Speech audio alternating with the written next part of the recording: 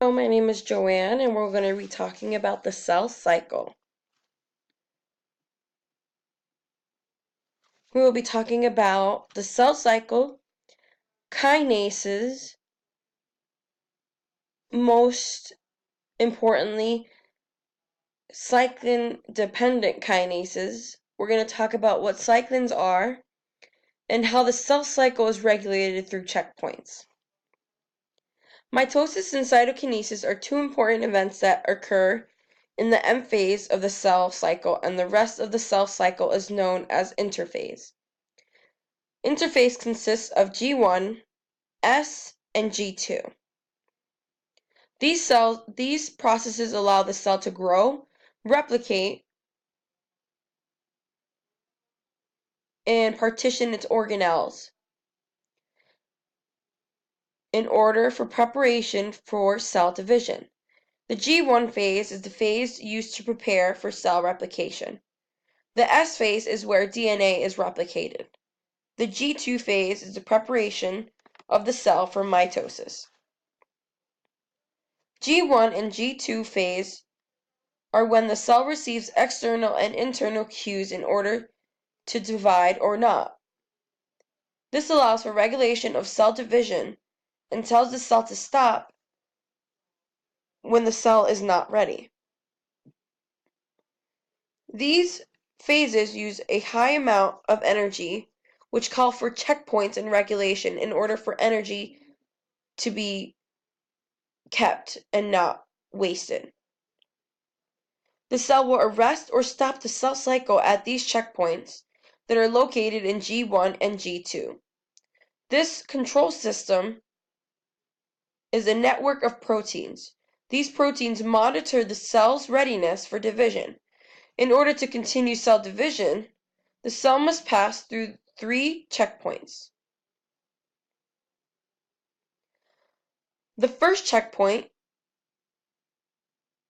is found at G1, and this confirms that the outside environment is appropriate for division.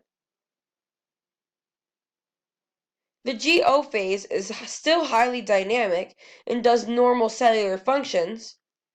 The cell just does not divide.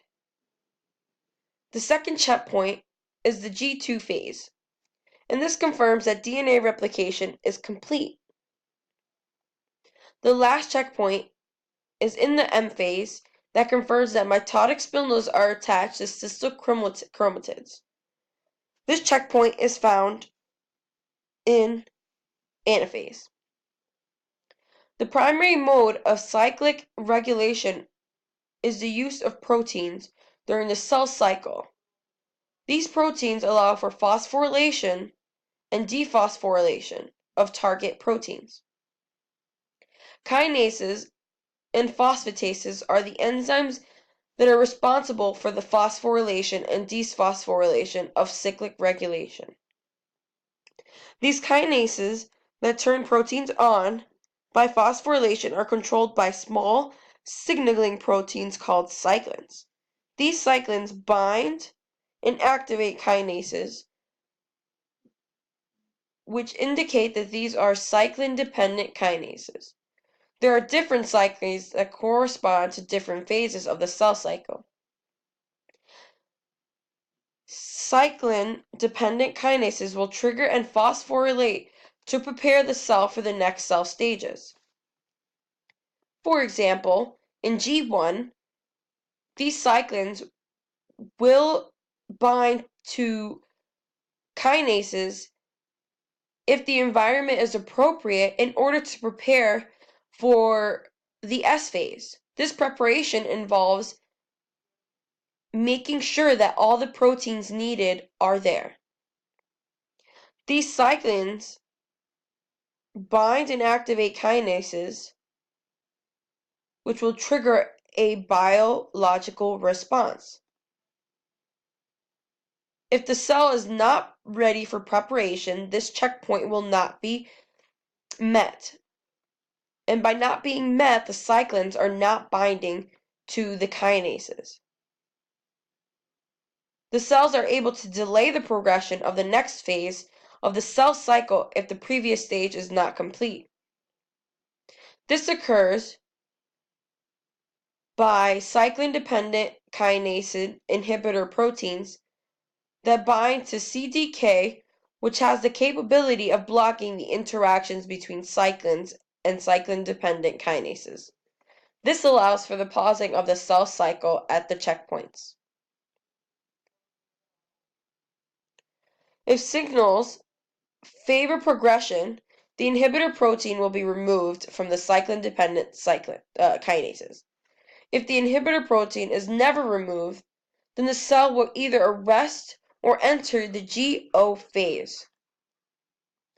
For G1 DNA damage checkpoint, the DNA damages causes an increase in expression and activity of the protein p53.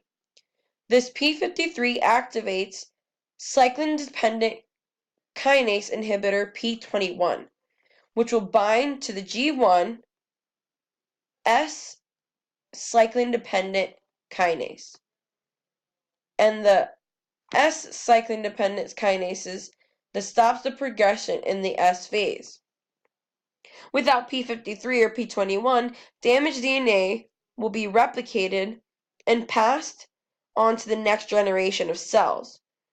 Normal conditions will allow the cell to pass through the checkpoints and replicate the genome in order to progress to G2, although it is not favorable for the cell. These kinases are always present in the cell, but are only activated when needed. If you look here, you can see the cyclins are at a high extreme when the phases are in their prime. The G1 cyclin is present. The GS cyclin is present when G1 is moving to S phase. The S cyclin is present when S is moving to G2. And the mitotic cyclin is present when in mitosis.